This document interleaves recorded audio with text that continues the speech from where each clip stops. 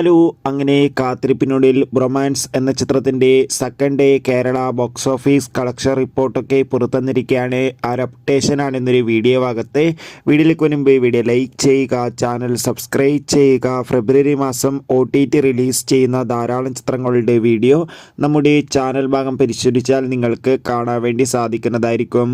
അർജുൻ അശോകൻ, മാത്യൂസ്, അതോടുകൂടി തന്നെ മഹിമ നമ്പ്യാർ, സംഗീത് കുമാർ എന്നൊക്കെ പ്രധാന കഥാപാത്രങ്ങളായി ഫെബ്രുവരി 14-ാം തീയതി റിലീസിനെത്തിയ ചിത്രമായിരുന്നു ബ്രൊമാൻസ്. ചിത്രത്തിന് ഇന്നലെ ശനിയാഴ്ച ദിവസം അത്യാവശ്യം മികച്ചൊരു ബുക്കിംഗ് ആയിരുന്നു കേരളത്തിൽ നടന്നിട്ടുണ്ടായിരുന്നത്. അതുകൊണ്ട് തന്നെ ഇന്നലെ മാത്രം ചിത്രത്തിന് കേരളത്തിൽ നിന്ന് ഏകദേശം 1 കോടിക്ക് മുകളിൽ തന്നെ കളക്ഷൻ സ്വന്തമാക്കാൻ വേണ്ടി സാധിക്കുമെന്നാണ് ട്രാക്കിംഗ് റിപ്പോർട്ടുകൾ സൂചിപ്പിക്കുന്നത്.